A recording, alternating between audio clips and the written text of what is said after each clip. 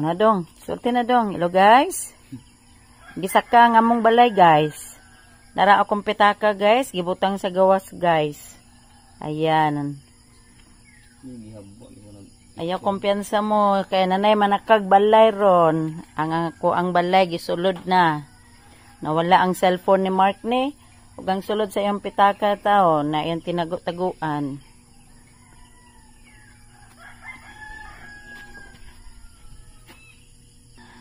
Ayan guys, dili na ta magkumpiyansa karon ha, kay first time in history akong balay gisaka. No? Ayan, diri gibutang ni Mark niya ang bag o gibitay diri.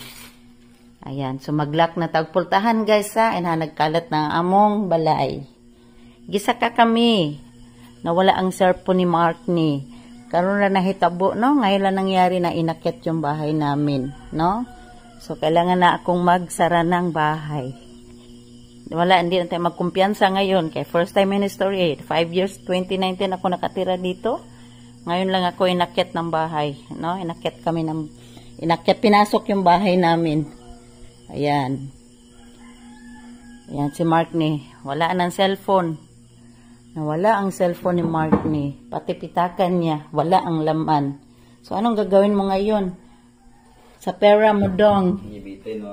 Oh, Oh, so saan pitaka mo? Doon sa labas mo na nakita.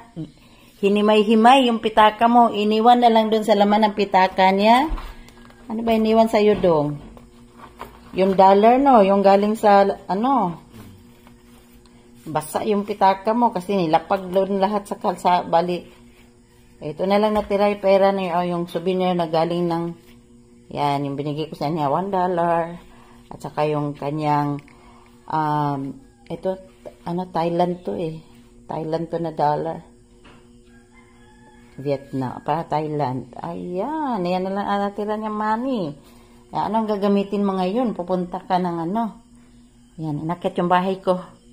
Inakyat yung bahay namin ha. Kaya open kasi ha. Walang puangod naman yung inakyat ang bahay namin. Ayan, dyan siya natutulog kasi parati. Siya yung gwardiya ko. Ayan. Oo, buti na lang, yung relo ko, minsan kasi iniiwan yung relo ko sa lamisa. Saka yung, ayan. Buti kasi, minsan iniiwan ko yung lahas ko, yung relo ko dito sa lamisa, no?